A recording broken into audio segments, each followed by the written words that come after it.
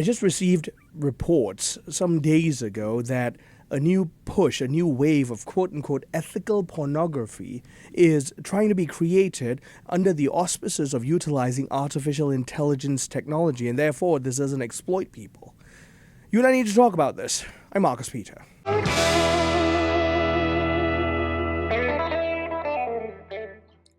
So, I saw this article in Mashable, and the article was entitled, AI Porn is Here, What Does That Mean? And it's meant to explore the emergence of AI-generated pornography, discussing notions of technological advancement, but also ethical implications. And here is why. This is the big issue behind pornography. The truth of the matter is, numerous people involved in the entire process of the creation of pornography are exploited, especially those behind the camera, or those in front of the camera, I should say. Those people who are being filmed. In one way, shape, or form, even if you can argue for consent, their bodies are being exploited. These are individuals being utilized for heinous purposes. Well, you can also count in the fact that there are numerous people who, entrenched in this terrible industry, have sacrificed their morals at the altar of profit, and all of them in one way, shape, or form are victims of this terrible industry of lust. Artificial intelligence promises to quote-unquote liberate them. Artificial intelligence pornography is claiming that now it will be able to generate these hyper-realistic adult contents, especially with tools like Stable Fusion, that will allow for content to be created that's so close to realistic human adult content, but without any adult involvement. And now it's already crossing a tremendous amount of ethical boundaries. The argument they are making is this is true ethical pornography. It will not allow for the exploitation of a human person. Here's the catch. The image and likeness of any human person may be utilized in the generation of this pornography, and it's made to look realistic, which means the perversion of this industry will continue at alarming rates, because now even individuals who are not directly entrenched in the terrible industry that is pornography can find themselves becoming figures utilized in the imagery generated. And so, yes, there's a real rise of ethical concerns, and legality has yet to follow up with it. The law has yet to catch up to how far AI is moving. And so we don't have the legal frameworks to address the misuse of AI in generating this kind of content. It's called deep fake porn, where real images of a person are fed through artificial intelligence to generate sexually explicit material. In my image, I was 16 years old, working at the Christian summer camp that I work at. Florida high school senior Lucy Adams Stevenson says a family friend took pictures from her personal Instagram account and used them to make deep fake child porn. It was taken from our private Instagram accounts and edited into child pornography.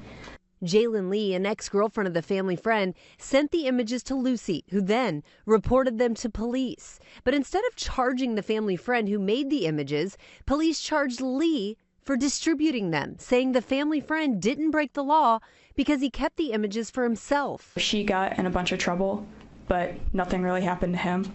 Now state lawmakers are trying to close that loophole with a bill that would prohibit the creation of lewd images involving a child and the creation of nude photos involving real people without their consent.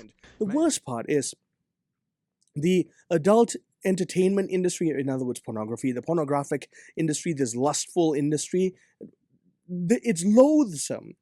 And they are hopping on the artificial intelligence bandwagon to utilize that tool to greater propagate their content. Because on the one hand, they're complaining that, well, their adult, actual, acted-related content is suffering because AI technology will be able to take a huge chunk out of that industry. They're also realizing that utilizing AI to generate the content means that they have less by way of overhead. In other words, they don't care about the exploitation of the human person, the image and likeness of the human person. They care about the bottom line. And so they actually don't care that the quote-unquote human performers, who are really victims, are going to be replaced. In essence, what they want is the proliferation of more of this nonsense for the sake of profit. And so there are going to be societal implications. If we think that digitally available pornography has been made widespread because of the internet, artificial intelligence is going to boom it like never before. Because now the sexual appetite has been led wanton and awry. It's been perverted. And we wonder why there are so many crimes of a sexual nature. It's because we haven't learned as a society to temper our passions rightly.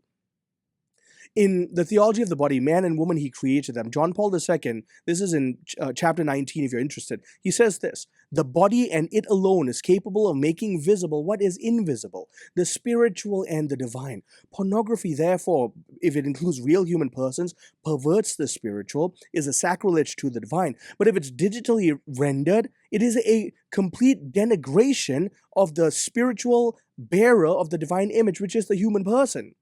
Jason Thacker, he's a chair of research at Southern Baptist Ethics and Religious Liberty Commission. He said this: deep fake pornography, which is really what this is, artificial intelligence, deep fake pornography, is inherently unethical because it involves stealing someone's likeness and digitally manipulating them to perform sexual acts they never consented to. It is a digital form of sexual assault, and I want to expand sexual slavery. I want to make very clear here. Pope Benedict XVI warned us. This is the Catholic response. Without the guidance of charity and truth, technology as a global force will cause unprecedented damage and create new divisions within the human family. Peter Kreeft, the Catholic philosopher, warned us. Pornography does to the soul what drugs do to the body. It enslaves, it twists, it blinds. This was in his book, 3 Approaches to Abortion. In short, I want to make very clear, if we don't stand against this lie, if we don't put a stop to the propagation of this material, it is only going to become more widespread. Families are going to break down, society is going to crumble, the nation is going to suffer, and we will see the long-term effects of it. We will see the breakdown of culture and also the complete disrespect between male and female, and therefore the breakdown of marriage and the family. Fight against this. This is our role. One man, one woman, permanent, lifelong, and indissoluble, honoring the sexual act as a sacred gift that begets life in God. Thank you very much for joining us. I'm Marcus Peter.